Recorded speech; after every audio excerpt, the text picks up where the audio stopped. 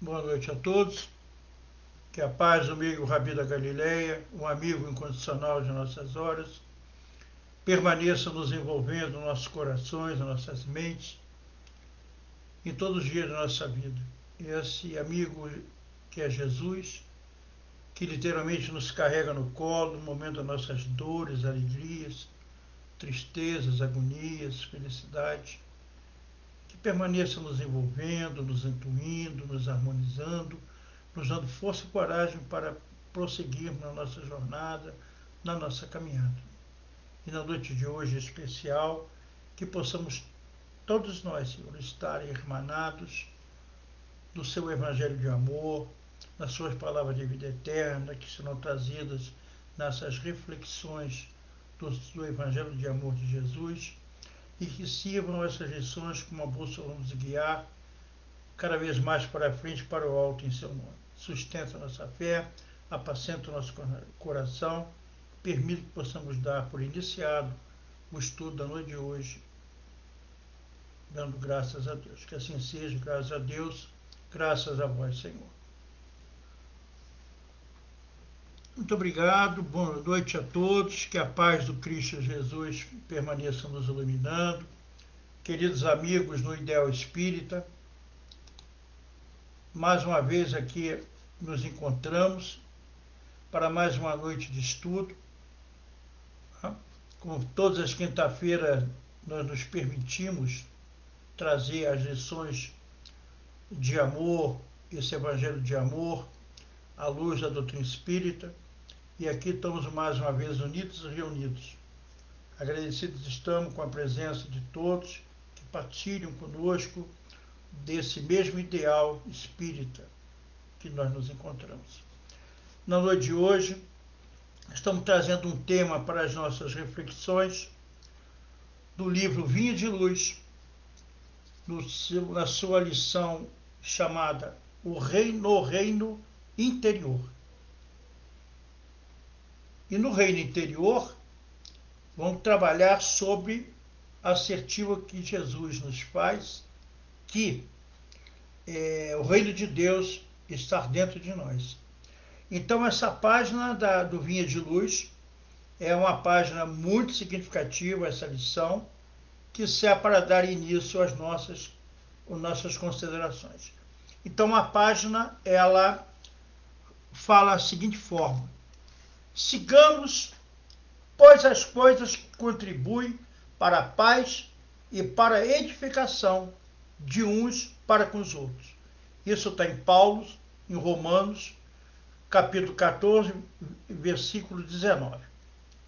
E a página vem trazendo Paulo de Tarso: não podemos esperar, por enquanto, que o evangelho de Jesus obtenha vitória imediata no espírito dos povos.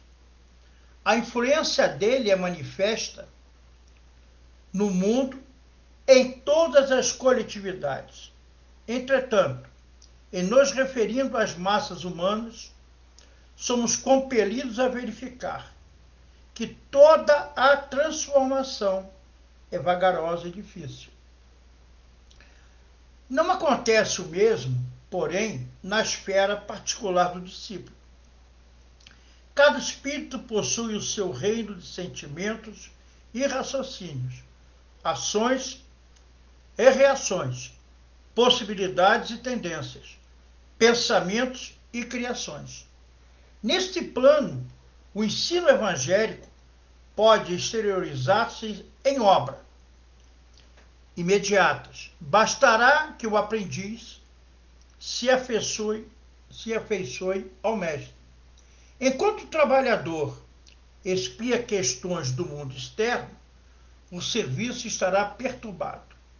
De igual maneira, se o discípulo não atende às diretrizes que servem à paz edificante no lugar onde permanece, e se não aproveita os recursos em mão para concretizar a verdadeira fraternidade, o seu reino interno estará dividido e atormentado, sob a tormenta forte. Não nos entreguemos, portanto, ao desequilíbrio de forças em homenagens ao mal, através de comentários alusivos à deficiência de muitos dos nossos irmãos, cujo barco ainda não aportou à praia do justo entendimento. O caminho é infinito e o Pai vela por todos. Auxiliemos e edifiquemos. Se és discípulo do Senhor, aproveita a oportunidade na construção do bem. Semeando paz, colherás harmonia. Santificando as horas com Cristo, jamais conhecerás o desamparo. É uma página linda que dá início a todo o estudo da noite de hoje. E Lucas nos fala, no seu capítulo 17, item 20, versículo 21, eis que o reino de Deus está entre vós. Tendo os fariseus perguntado a Jesus quando viria o reino de Deus, ele respondeu: o reino de Deus não vem com mostras exteriores. Por isso ninguém poderá dizer, ei-lo aqui ou ei-lo acolá, pois o reino de Deus está dentro de vós. Palavras de Jesus.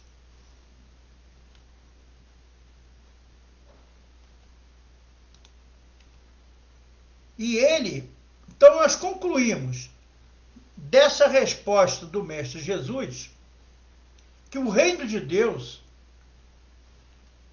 está em nós próprios. Não obstante, é ele mesmo que assim nos adverte. Buscai em primeiro lugar o reino de Deus e a sua justiça. Tudo mais vos será dado por acréscimo. Como? Buscar aquilo que está em nós e depender dessa pesquisa todo o nosso bem? Olha que interessante. Então ele nos coloca que quando Jesus nos fala que o reino de Deus, por isso ninguém poderá dizer, ei-lo aqui ou ei-lo acolá, pois o reino de Deus está dentro de vós. Então, é ele mesmo, Jesus, que nos diz que quem assim nos adverte, buscai em primeiro lugar o reino de Deus e a sua justiça. Tudo mais vos será dado por acréscimo. E eu completo, por acréscimo de misericórdia. Porque merecimento é nenhum para cada um de nós. Ou como? Buscar aquilo que está em nós e depender dessa pesquisa todo o nosso bem. Olha só. Né? E ele vem falando assim, podemos entender, então agora nós podemos entender, o reino de Deus está em nosso espírito mesmo, porém oculto e ignorado. Olha só. Possuir e ignorar que possui equivale a não possuir. Ter e não saber que tem é como se não tivesse. Daí a necessidade de procurá-lo. Há quantos séculos nós estamos vindo ao longo da nossa caminhada evolutiva procurando esse tão falado reino de Deus? Né? O reino de Deus em várias religiões, em vários momentos da humanidade, em várias culturas, ele aparece em várias situações diferentes. Né? Mas ele se encontra dentro de nós. Ele não é exterior, ele é interior, esse reino que nós estamos procurando. Né? Onde está Deus? Né? Aonde se encontra Deus? Né? E tem uma historinha, né, que Deus estava muito cansado de vários petitórios que chegavam a ele no planeta. que nós somos eternos pedintes, nós pedimos o tempo todo. Nos ajuda isso, nos dá aquilo, e somos eternos pedintes. Esquecemos de agradecer, mas pedir, nós somos os zeros e vezeiros, pedindo a interferência dos Espíritos, a interferência de Deus, de Jesus, né? Nós pedimos sempre, estamos pedindo o tempo todo, e agradecer muito pouco aquilo que recebemos, né? Então, ele estava cansado de receber tanto petitório que gostaria de tirar umas férias. E gostaria de ficar isolado e não recebesse mensagem nenhuma. Então, ele começou a pensar onde poderia se esconder para ficar isolado, de não receber mensagem. E aí os anjos, os arcanjos, começaram a dar ideias.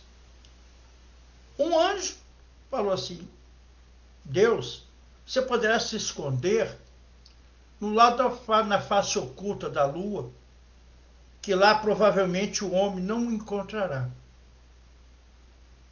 Ele pondera, pensa e fala: pouco provável, meu filho, porque o homem com suas naves interestelares, foguetes, provavelmente lá me encontrarão. Outros deram a ideia que ele poderia se esconder nas profundezas abissais de 4, 5 mil metros, onde o homem não encontrará. Ele parou, ponderou e também falou assim: pouco provável. O homem com seus submarinos nucleares, com seus artefatos nucleares, provavelmente lá me encontrarão também. E assim foi dando várias ideias de se esconder no universo e não se encontrar lugar nenhum para se esconder, até que um serviçal do céu, né, aquele zelador simples, né, humilde, pediu a palavra. Quando pediu a palavra, Deus se dirigiu a Deus, foi um rebuliço.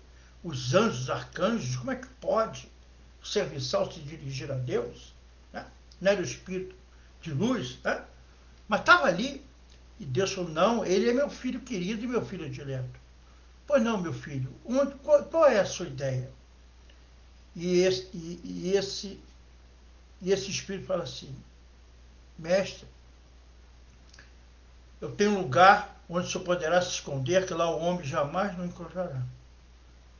Ele falou: aonde, meu filho? Dentro do coração do próprio homem. Então Deus está dentro de nós, né? Essa historinha vem realmente corroborar com isso que nós estamos trazendo aqui, né? Possuir e ignorar que possui equivale a não possuir. Ter um saber que tem, né, esse espírito, esse reino de Deus dentro de nós, é como também se não tivesse. Então, é por isso que nós temos essa necessidade sempre de procurar esse reino de Deus que é tão falado para nós. Mas o que será, afinal, o reino de Deus? E que ideia devemos fazer desse tesouro oculto em nosso espírito? Né? Há quantos séculos nós estamos procurando esse reino de Deus? Então, o reino de Deus é o conjunto de energias e faculdades que jazem latente em nossa alma. É o reino da vida, da imortalidade e do poder, do qual só nos apercebemos depois que começamos a sentir em nós as vibrações da vida espiritual, cuja atividade se exerce através do amor e da justiça, empolgando nosso ser. Ou seja, é o reino jaz latente, é o conjunto dessas energias todas. Esse é o reino de Deus, que jaz latente dentro de nossa alma. Ao longo da nossa caminhada evolutiva, criados simples e ignorantes por Deus, nos dando toda a possibilidade de crescimento espiritual. Ao longo dessa jornada, ao longo dessa caminhada, ao longo dessas viajaturas carnais que nós vamos indo e vindo, ao longo do nosso tempo, encarnando, desencarnando, encarnando, desencarnando, e procurando sempre esse reino, né? Dentro da aonde se encontra, para ter a nossa serenidade, a nossa tranquilidade, a nossa paz de espírito. Então, esse reino é o reino da vida, é da imortalidade, do poder, do qual só nós apercebemos depois que começamos a sentir em nós as vibrações da vida espiritual. Ou seja, em detrimento do material, começamos a entender o lado espiritual. Começamos a entender que nós somos espíritos imortais, que a morte não termina no túmulo, que nós somos viajores do tempo, indo e vindo, quantas vezes foram necessárias para o nosso melhoramento e o nosso aprimoramento. Então, uma hora que nós começamos a entender que nós somos espíritos imortais, que temos as nossas responsabilidades pela nossa conduta, pelo nosso crescimento moral, pelo nosso crescimento espiritual, aí vamos começar a sentir essas vibrações dessa vida espiritual dentro de nós. E só vamos conseguir isso através do exercício do amor e da justiça que vem empolgar o nosso ser. Olha só que fantástico. Então, o reino de Deus não se trata de um local geográfico na Terra, ou em algum lado. Ele é um estado de consciência. O céu está em nosso universo interior. Obviamente, o inferno também. Diríamos que são realizações pessoais, condicionados ao que pensamos e fazemos. Então, é um estado de consciência. O céu está em nosso universo interior. Obviamente, trazemos o inferno também. O Papa João Paulo II, na última homilia dele antes de desencarnar, que nós lemos, nós ficamos muito felizes com a homilia quando ele colocou que o céu e o inferno não existem. É um estado consciencial da alma. E quando eu li isso, eu me emocionei, porque ele, naquele momento, o Papa João Paulo II, tinha acabado de matar o capeta, o diabo, o céu, o inferno, o paraíso e o purgatório. Né? Olha só. Porque o céu e o inferno não existem. É um estado de consciência nossa. Nós criamos nossos céus ou os nossos infernos de acordo com aquilo que nós plantamos, o que nós pensamos e o que nós fazemos. Porque nós temos o nosso livre-arbítrio das escolhas, que viemos falando o tempo todo, estamos falando da doutrina espírita, viemos falando isso, trazendo o Evangelho de Jesus o tempo todo, da nossa responsabilidade de fazermos a nossa reforma interior, a nossa reforma íntima, a nossa reforma moral. Reconhecer-se-á o verdadeiro espírita pelo esforço, pela sua transformação moral e pelo esforço que ele faz para domar as suas más tendências. Reconhecer-se-á o verdadeiro espírita.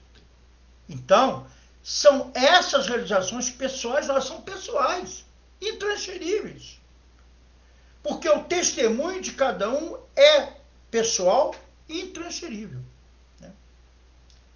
Cada um passa o seu testemunho, cada um dá o seu testemunho. O meu testemunho é o meu, o seu é o seu, o outro é o outro, cada um tem o testemunho. Né? Daquilo, em cima daquilo que nós projetamos, fizemos de bom ou de ruim. Criamos nossos céus ou os nossos infernos. E levamos esses céus ou inferno para a parte espiritual. E retornamos com ele depois. Né? Em novo corpo, para com o mesmo espírito, com as mesmas tendências, às vezes. Né? Então, é o estado de consciência da alma. E ele continua. O nosso planeta, como é de prova e expiações, portanto, a felicidade é momentânea, ou seja, ela é passageira. Porque a felicidade não é desse mundo. Porque nós estamos colhendo frutos de quê? Do nosso plantio no passado. A semeadura é livre, mas a colheita é obrigatória. Palavra de Jesus. Nós estamos inseridos na lei de causa e efeito, e ação e reação. Ninguém sai incólume desse planeta.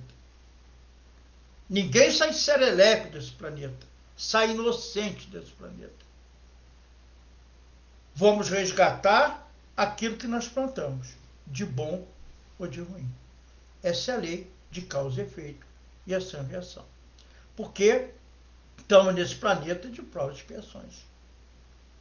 Seremos um planeta de regeneração daqui a alguns séculos. Não agora. Né? Começamos lentamente a um planeta, a começar nessa transição planetária. Mas estamos progredindo lentamente. Muito lentamente. Porque o que tem que se plantar nesse planeta, para ser um planeta de regeneração, é o amor. Amar a Deus sobre todas as coisas e ao próximo como a ti mesmo. E sempre nós falamos isso aqui. Né? Como podemos amar o próximo se ainda nós nos amamos? Então, a hora que nós começarmos a nos amar, nós vamos entender o amor ao próximo. Então, nós estamos colhendo todos os frutos que nós plantamos ao longo da nossa caminhada evolutiva. Então,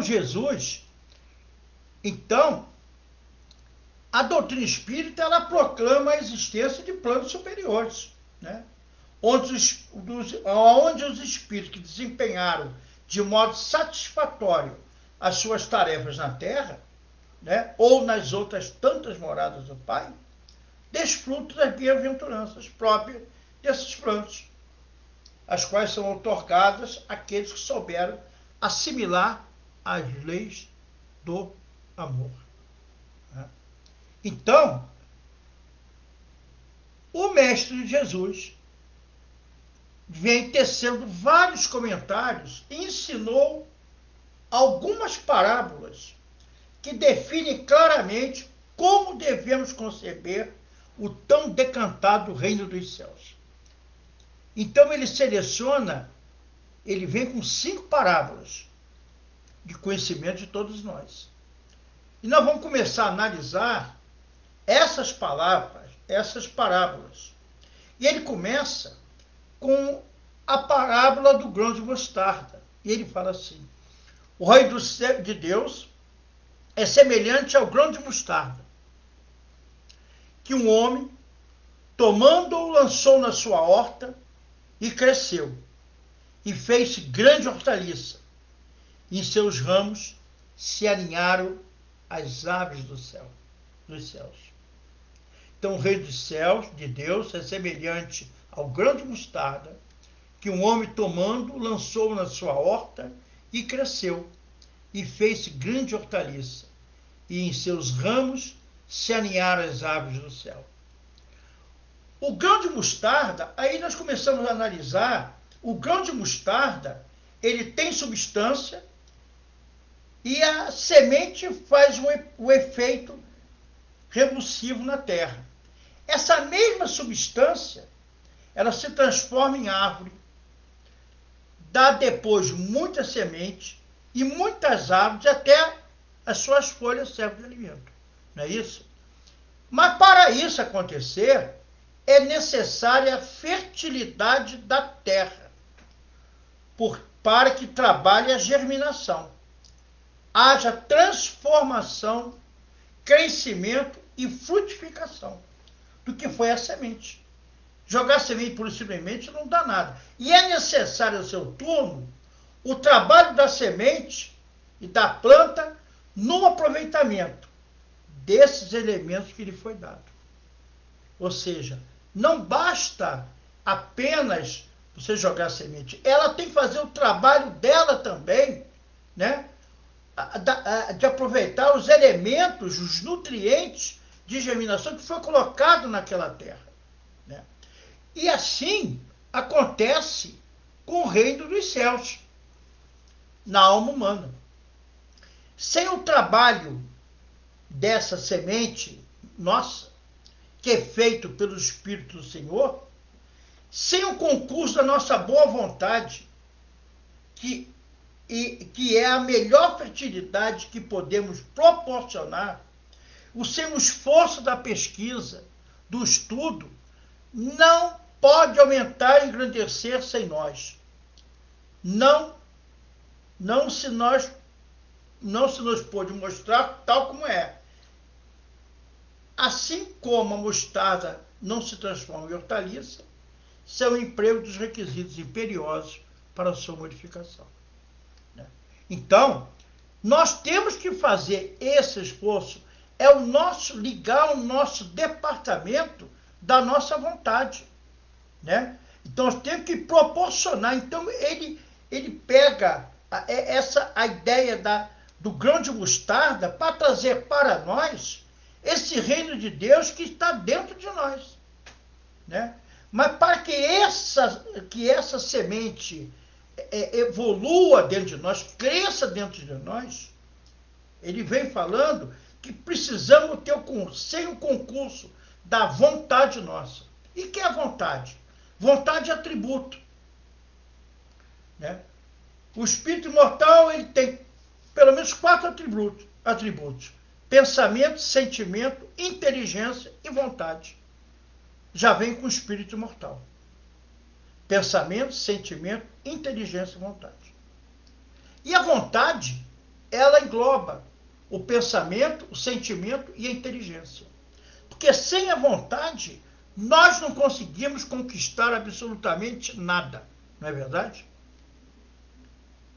Eu não quero fazer mais isso. Imperou a nossa vontade e eu não faço. Eu não fumo mais. É uma decisão nossa. Mas para isso temos que ter vontade de não querer fumar mais. E eu, por exemplo, não sou exemplo de nada, nem referência de nada, mas quem conhece o Orlando Luiz, eu fumei durante 20 anos, nessa reencarnação de 18 a 38. Hoje eu sou um garoto de 69, caminhando aos 70, a passos largos, não, passos miúdos, né? Agora, depois de 69 anos de idade, é passo miúdo. Mas nós vamos caminhando, né? Então, aos 38 anos de idade, não dava mais. Eu fumava um maço e meio por dia, né? E tomei a decisão, não fumo mais. Peguei o cigarro e joguei fora. E no terceiro dia eu tinha nojo de fumar. Porque eu liguei o meu departamento à vontade. Eu não quero mais. E assim é com todos os vícios. Eu não quero mais. É decisão nossa, é atributo, é a vontade. E é o que ele fala aqui. Então, enquanto não germinar essa semente dentro de nós, né, que é a melhor fertilidade que nós podemos oferecer, sem o esforço da pesquisa, sem o esforço do estudo, não podemos aumentar e engrandecer em nós. Obviamente que não. Só depende de nós. E é assim com o grão de mostarda. Ela se transformaliza, mas não sem o emprego dos requisitos imperiosos para a modificação dessa semente. E essa semente do grão de mostarda germina dentro de nós. Então, esse é o primeiro exemplo que o Cristo nos dá do reino de Deus. Depois ele compara o reino de Deus. Ele compara o reino de Deus, é semelhante ao fermento que uma mulher, tomando, escondeu em 3 medidas de farinha até que tudo levedou. É a parábola do fermento. Bom, então, não há quem ignore de nós como é o processo da panificação. Olha só, o Cristo Jesus pegava os dia a dia, né, para trazer isso numa parábola, para que aquele povo começasse a entender. Então, lança-se um tanto de fermento na massa da farinha, mistura-se e espera que ela fique toda levedada, para que muito ajude o calor, para ela levedar, não é isso? Quem faz pão, massa, fazemos em casa, nós sabemos disso tudo. Aparentemente, quem vê a massa não diz que tem fermento. Quem não sabe do processo, olha ali, sabe que tem fermento? Né? Entretanto, depois de algumas horas, a própria massa, quando ela é leveda, ela acusa a presença do mesmo, ou seja, o fermento vem. Não é assim? Assim é o reino dos céus. Olha a comparação. O homem não se pode transformar de simples ignorante em elevado e sábio de um momento para o outro. Com o levedo não transforma a farinha na mesma hora que nela é posto. Então olha bem o que ele coloca. Né? Porque assim é o reino dos céus. É como fermento. O homem não pode se transformar de simples ignorante em elevado sábio. Ou seja, a natureza não dá saltos. Né? Tudo no seu momento. Tudo na sua caminhada. Né? Ninguém se transforma de um dia para o outro. Eu me transformei em nome de Jesus. É difícil. Porque o homem velho está tão aflorado dentro de nós ainda. Né? Quando nós pegamos, de repente, trazemos um assassino em potencial, que mata 10, 15, 20, 30 pessoas, e pega uma Bíblia, eu me modifiquei em nome de Jesus. Eu, sinceramente, porque a natureza não dá saltos. Ninguém se transforma no salário de Deus. Tem que ter um trabalho de transformação interior muito grande, que leva, às vezes, séculos para essas modificações. Elas não se dão no salário de Deus. Porque o homem velho está tão ainda dentro de nós que é muito difícil aparar e quebrar essas arestas ao longo da caminhada evolutiva. Esse homem velho já transita dentro de nós desde de Jesus lá há 2020 anos atrás, quando veio como divisor de águas, né? Na lei, cindindo a lei de Talião, do olho por olho, dente por dente, para a lei de amor. Né? E naquele momento lá, Jesus nos pedia a nossa transformação do homem velho para o homem novo. O arrogante, prepotente, egoísta, vaidoso, violento, tudo aquilo que nós continuamos sendo em 2020 anos. O que nós efetivamente mudamos ao longo do Evangelho da mensagem de Jesus? Materialmente crescemos muito, demos um salto imenso nas ciências, nas artes, na filosofia, né? Na medicina, então demos saltos maravilhosos, na lei de progresso. Mas efetivamente, materialmente, nós demos um salto fantástico. Mas a pergunta que não nos cala é o que nós crescemos a nível espiritual até hoje. Naquele tempo, de lá que viemos, né, na época do Cristo. Que nós estávamos lá, com certeza. Ou jogando pedra na cruz. Eu, com certeza, eu sempre brinco que eu joguei, acertei, né? Ou na Arena dos Leões. Provavelmente eu não tinha esse acréscimo de misericórdia para ser comido pelos leões. Eu era aquele romano mesmo. Então, nós trazemos essas mazelas todas. E o que nós nos modificamos ao longo do caminho? De lá para cá. Continuamos arrogantes, egoístas, vaidosos, orgulhosos. A lei do amor ainda impera muito pouco nesse planeta. Temos espocar de amor aqui, ali, acolá, mas ainda é tímido. Dentro de 7 bilhões de habitantes. Então, essa transformação, por isso que o homem, ele não se transforma, ele não sai de simples ignorante para ser elevado a um sábio. Não, não é. Isso não se transforma dessa forma.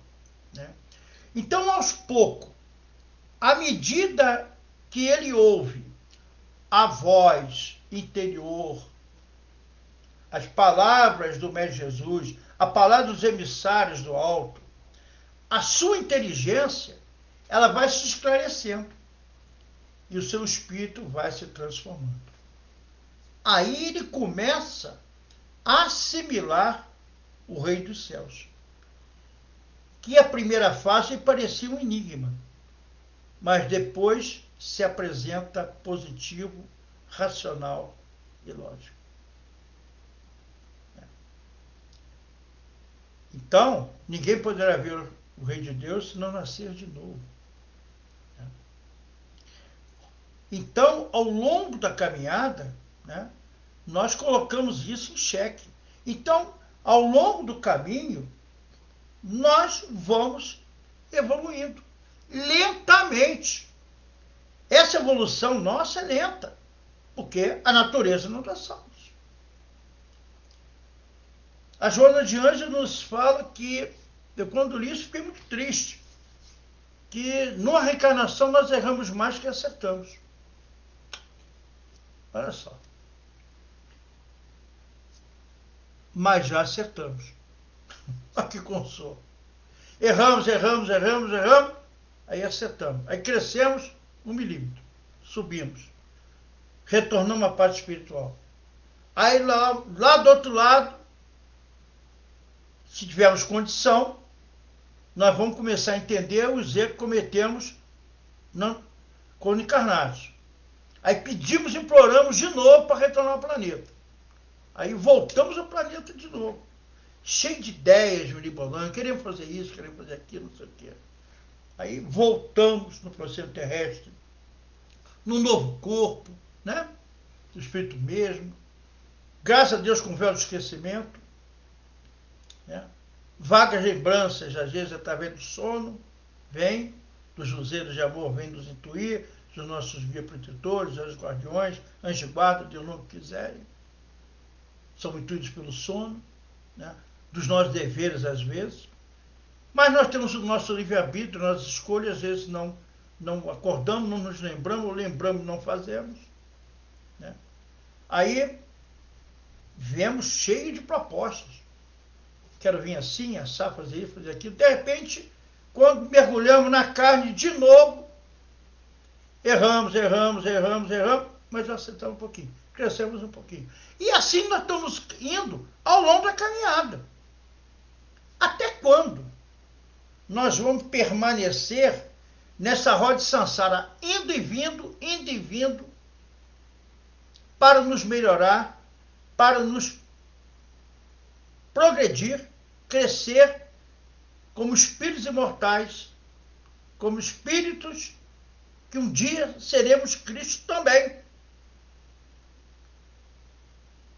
na caminhada do Mestre Jesus. Estão fazendo isso há séculos, essa caminhada.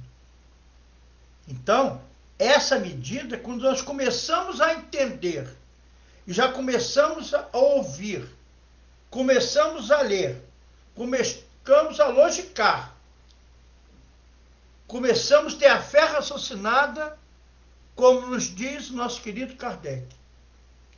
Fé inabalável só é aquela que enfrenta face a face a razão em todas as épocas da humanidade. Ora, começamos a entender isso, já começamos a assimilar o reino dos céus dentro de nós. Que é a primeira face desse enigma que se apresentou e se apresenta agora positivo, racional e lógico. Então, olha só, uma parábola. E nós, às vezes, não nos questionamos, não atentamos a isso. A outra parábola é para o do tesouro escondido. O reino dos céus é semelhante a um tesouro escondido, num campo em que um homem achou e escondeu, e pela posse dele vende tudo quanto tem e compra aquele campo. Então, Jesus falando a seus discípulos, o reino dos céus é semelhante a um tesouro escondido, um campo que um homem achou e escondeu naquele campo. E pela posse dele, o dinheiro que ele tinha, vende tudo quanto tem e compra aquele campo, para ter aquele tesouro. Então, na realidade, o homem tem resumido a sua tarefa na terra a procurar o quê? Tesouros. Achar tesouros. A esconder tesouros. A vender o que possui para comprar campos que tenham tesouros. Não é assim? Ou seja, nós estamos caminhando no material o tempo todo. Então, resumindo a nossa tarefa na terra do homem, estou falando do homem e mulher também, tá? Não estamos falando só do homem, não. Do homem em geral. Nós temos que procurar o quê? Tesouros. Achar, a esconder, a vender o que possui, vender o que nós possuímos, para comprar campos que tenham tesouros. E assim tem acontecido e está acontecendo até hoje. Para que trabalha o homem na terra? Para que ele estuda? Para que luta a ponto de matar o seu semelhante? Para possuir tesouros? Então, assim tem acontecido e assim está acontecendo no planeta. Para que trabalha o homem na terra?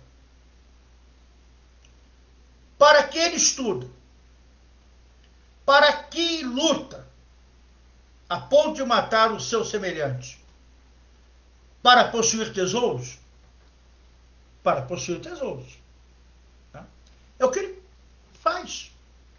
Que ele quer possuir os seus bens materiais.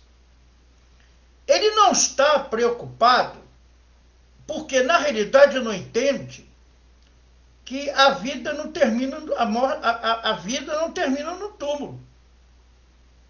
A vida prossegue esplêndida em outros planos. A morte não existe, a vida continua. Morreu, acabou tudo. E o que nós vemos hoje ao longo do caminho, nesse planeta, é essa busca incessante de tesouros, que são os bens materiais. A maioria do planeta não está preocupado nos bens espirituais. Não acordaram ainda para esses bens espirituais que estão latentes dentro de nós, está dentro de nós. E é por isso que nós sofremos. É por isso que nos agoniamos. É por isso que nós matamos. É por isso que nos suicidamos. É por isso que levamos pessoas à loucura, à fome, à miséria, ao descalabro. Essa atrocidade toda, a corrupção toda, para granjear tesouros. Porque na mente desses irmãos menos afortunados que nós, que já temos esse pequeno conhecimento, que são os espíritos imortais, né, acham que a vida acabou no túmulo. E não funciona bem assim. Então, Jesus, sabendo dos artifícios que o homem emprega na conquista dos seus tesouros, ele traz essa parábola, comparando ao reino dos céus. Ele fez naturalmente para que os que recebessem esse conhecimento também empregassem todo o seu talento, todos os seus esforços, todo o seu trabalho, toda a sua atividade, todos os seus sacrifícios na conquista desse outro tesouro, ao qual ele chamou imperecível. Lembrando que a traça e a ferrugem não corrompem e os ladrões não roubam. Olha só. Olha que lindo. Jesus nos traz nessa parábola, né? Ele nos traz esse tesouro para que os que receberem esse conhecimento recebessem naquela época, 2020 anos atrás. Empregasse esse conhecimento, todo o seu talento, e talentos são aqui que nós recebemos de Deus, né? Todos os seus esforços, todo o seu trabalho, toda a sua atividade, todos os seus sacrifícios na conquista desse outro tesouro, o qual ele chamou imperecível, porque a traça e a ferrugem não o corrompem e os ladrões não roubam. E ele continua. Mas graças à revelação, e aí nós entramos, mas graças à revelação dessa doutrina de amor, que é a libertação de consciências e vidas, que é a doutrina espírita, os ensinos espíritas aos espíritos do Senhor, hoje é muito fácil o homem achar esse tesouro. Mais difícil ele pode ser é vender o que tem e comprar o campo. Isso é, desembaraçar das suas velhas crenças, do egoísmo, do preconceito, do amor aos bens terrestres, para possuir os bens celestes. Quem está pronto? Né? Então, o mais difícil que pode ser, para esse homem velho querer se transformar em novo, é desembaraçar-se das suas velhas crenças, do seu egoísmo, do seu preconceito, do seu orgulho, da sua vaidade, do seu egoísmo, do seu desamor, do seu amor aos bens terrestres, para possuir os bens celestiais. Então, é muito difícil, né, querer ceder a essa mudança. E a hora que nós conseguimos entender isso, nós vamos tentando, nós vamos nos modificando ao longo da caminhada. A outra parábola que ele traz, trazendo também do reino de Deus, é o reino de Deus é semelhante ao homem negociante que busca boas pérolas. E encontrando uma pérola de grande valor, vendeu tudo quanto tinha e a comprou. Olha que palavra fantástica. É semelhante a um homem negociante que busca boas pérolas. E encontrando uma pérola de grande valor, ele vendeu tudo quanto tinha e comprou essa pérola. E os reinos dos céus, nos tempos atuais, é incompatível com o reino do mundo. Para a aquisição da pérola, o homem vendeu tudo que possuía para a aquisição. Vendeu tudo que possuía. Né? Para a aquisição da pérola, o homem vendeu tudo que possuía e comprou. Mas para a aquisição da pérola do reino dos céus, o homem precisa vender o reino do mundo. A reino do mundo e a reino dos céus. O reino do mundo, ele desaparece com as revoluções ao chamado da morte ou aguante da miséria. Esse é o reino do mundo. O reino dos céus permanece na alma daquele que soube possuí-lo. Né? Olha só. Então, para a aquisição da pérola, o homem vende tudo e compra aquela pérola. Mas para a aquisição da pérola do mundo, do reino de Deus, que é a pérola que está dentro de nós, ele precisa vender o reino do mundo, que são os nossos bens materiais, nos desprover desses bens materiais.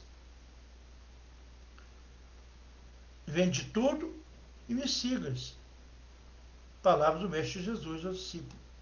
O que ele tinha que fazer para seguir a Jesus?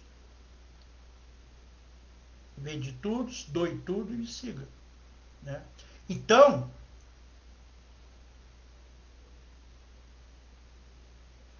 ao reino do mundo é esse que nós estamos falando. E o reino dos céus, o reino do mundo, tudo que nós adquirimos nesse planeta, a nível de bens materiais, nós vamos levar para o outro lado. Né? E desaparece com as revoluções, o chamamento da morte, tocou o horário, vamos embora, a miséria, né? Porque eu sempre brinco, caixão não tem gaveta. Então nós não vamos levar absolutamente nada, nem a roupa do corpo. Nós vamos levar os bens que nós plantamos de bom e de amor, de caridade, de doação nesse planeta. Esse reino dos céus, ele permanece na alma daquele que souber possuí-lo, dentro de nós. São conquistas inalienáveis que levamos para a eternidade. Ora, começamos a entender a doação da caridade, do amor, da benevolência, da indulgência. Né? Então, aquele que sentir em seu íntimo despertar para as coisas de Deus, deverá desvencilhar de todas as suas imperfeições. Esse, agindo como aquele homem que encontrou uma pérola de grande valor, ou tesouros que decide dispor de tudo que tem a fim de adquiri-los. Ou seja, nós temos que desvencilhar de todas as nossas imperfeições para adquirir essa pérola que é o reino de Deus dentro de nós. E, finalmente, ele nos traz a outra palavra, que é a parábola da rede lançada. O reino dos céus é semelhante a uma rede que foi lançada ao mar e apanhou peixes de toda espécie. E depois de cheia, os pescadores puxaram-na para a praia e, sentados, puseram os bons em cestos, mas deitaram fora os ruins. Assim será no fim do mundo. Sairão os anjos e separarão os maus dentre os justos, e lançá-los na fornalha do sofrimento. Ali haverá choro e ranger de dentes. Isso está em Mateus, no capítulo 13, versículo 47 a 50. E aí nós começamos a logicar. A rede cheia de peixe, que nessa palavra Jesus nos traz, é de toda a espécie. A rede cheia de peixe de toda a espécie, quer dizer, recebe ali, a rede vem com todas as espécies de peixe. Ela representa a lei suprema que ministra a todos, sem exceção, seja gregos ou gentis, vem trazendo ao tribunal do Cristo gente de toda espécie, bons, medianos e maus, para serem julgados de acordo com as suas obras. Ou seja, a cada um as suas obras. Palavra do Cristo. Então, vem ela ministrada sem exceção, aquela mistura de todas as espécies, né? De gentios, de gregos, trazendo ao tribunal do Cristo toda espécie de pessoas boas, medianas e mais, para serem julgadas de acordo com as suas obras. A cada um as suas obras. Então, aqueles que se compenetram dos seus deveres entrarão no gozo das coisas boas que Deus reserva. Aos que souberem pautar os seus atos pela lei de amor. Esse simboliza os peixes bons. Ou seja, aqueles que se transformam nos seus deveres entrarão nas coisas boas do Deus, que souberam pautar os seus atos pela lei de amor. Então, por outro lado, os que malbarataram os seus talentos, que preferiram viver mergulhar nas coisas mais, nas vaidades do mundo, nos vícios tenebrosos, estes, como peixes ruins, serão atirados de volta ao mar, para em novas reencarnações, em outras existências atribuladas, aprenderem a retomar o caminho certo que os levará a Deus. Ou seja, esses são os peixes ruins ao longo do caminho. Então, os anjos superiores e quem está afeto ao poder do julgamento desses ruins, a fornalha da dor é o símbolo dos mundos inferiores, onde os maus têm de se depurar entre lágrima e dores, para atingir uma esfera melhor. Contudo, não se julguem que essa parábola seja para os outros. Essa parábola dos peixes, que não, contudo, não se julgue que essa parábola seja para os outros, que não os espíritas ou os crentes no espiritismo. Então, essa parábola é para nós, espíritas ou crentes no espiritismo. Porque, na realidade, ela parece-nos até que os afeta primeiro que a todos os demais.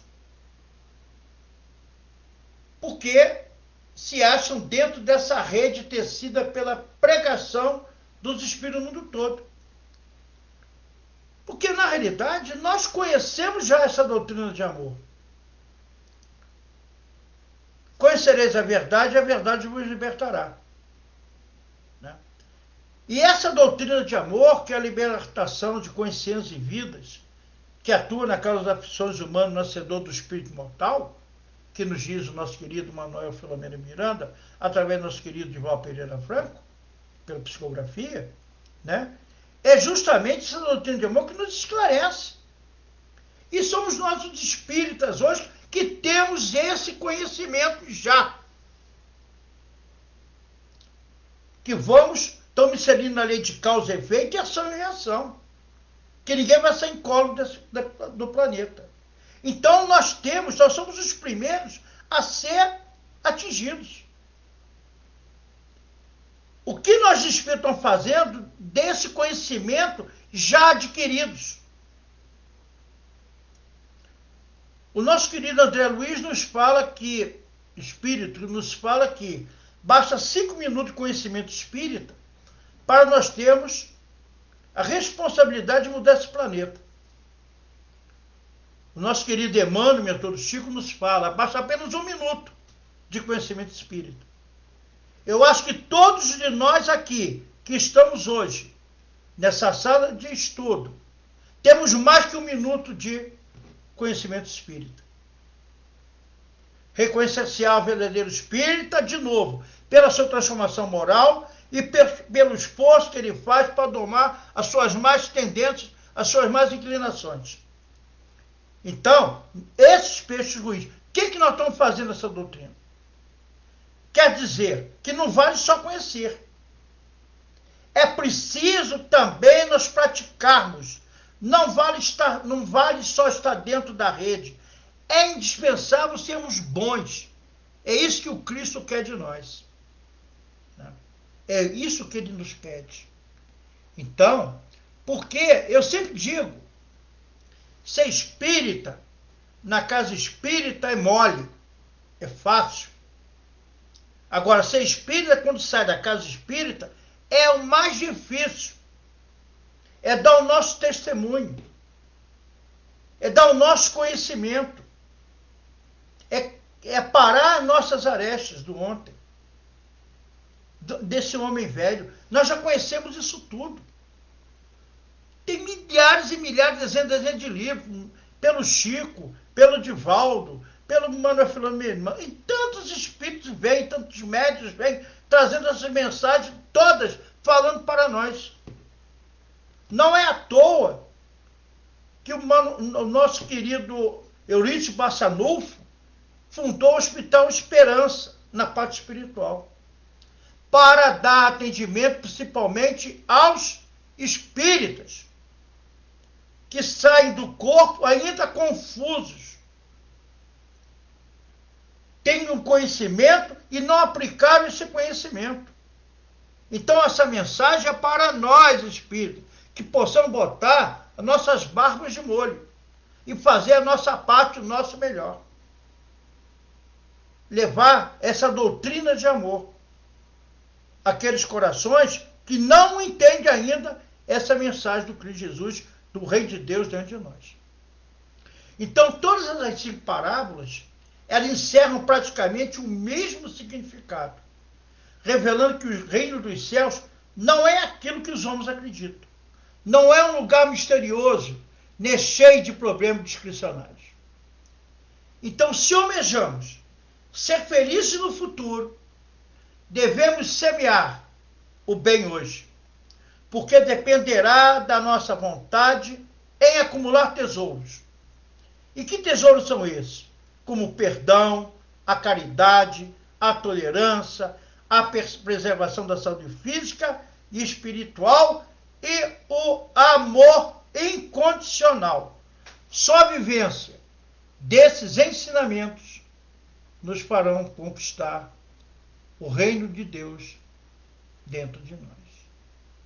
Então a máxima: buscai ante o reino de Deus e a sua justiça, e tudo vos será acrescentado, só basta para demonstrar que, abrindo o coração para que nele se aninhem os sentimentos do bem, o homem estará recebendo em sua alma pequenina semente que ali desbrochará e produzirá coisas maravilhosas, a ponto de sentir-se em íntimo contato com os benfeitores espirituais. Que a paz do Cristo Jesus, o amigo incondicional de nossas horas, permaneça nos envolvendo, permaneça nos intuindo, permaneça nos harmonizando, Senhor. Obrigado, Pai amado, por mais uma noite de estudo, por mais uma noite de estudar as suas palavras de vida eterna, o seu evangelho de amor. Sustenta-nos, Senhor, a nossa fé. Apacenta o nosso coração e abra a nossa mente. Que possamos estar cada vez mais receptivos a esses ensinamentos, Senhor. E que possamos introjetá-los em nossa alma, para prosseguirmos na nossa caminhada, na sua busca em direção a vós, Senhor, cada vez mais para frente e para o alto. Sustenta-nos, Senhor, a nossa fé. Envolva-nos pelo acréscimo da sua misericórdia. Envolva aqueles irmãos que se encontram no caminho, na afasia, na tristeza, na agonia, na ignorância ainda, Senhor. Aqueles que se encontram nos guetos, nas favelas, nas maçadas, nos manicômios, nas penitenciárias, nos asilos, nas creches, desse planeta de dores, de ranger de dentes, de guerras insanas pelos seus governantes, aonde encontrar ranger de dentes, Senhor, dentro dessa pandemia que estão vivenciando, levando mortes de amigos queridos, de entes queridos, que o seu manto de amor possa envolver a cada irmão do caminho, Senhor, que se encontram em sofrimento, que se encontram em agonia, que se encontram evoluindo, Senhor, como nós estamos tentando nos evoluir. Sustenta-nos, Senhor, cada vez mais a nossa fé. Porque sabemos que pior que sejam as nossas dores, as nossas dificuldades, as nossas agonias e as nossas tristezas, sabemos também, Senhor, que dentro daquele túnel, às vezes escuro, que nos encontramos, lá no final daquele túnel está a sua luz imensa, resplandecente, nos convidando no seu convite memorável, Senhor. Vinde a mim, vós que estáis cansados e sobrecarregados, e eu vos aliviarei.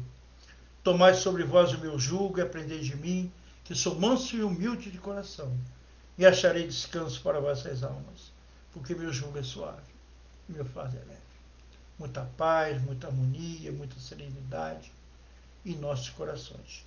Que possamos nos despedir da sua doce, meiga, suave paz no seu amor. Obrigado, queridos amigos. Obrigado, Jesus amado. Obrigado por mais uma noite de estudo e que possamos nos encontrar na próxima quinta-feira com muita paz, muita harmonia em nossos corações. Paz e bem no coração de todos. Muita paz.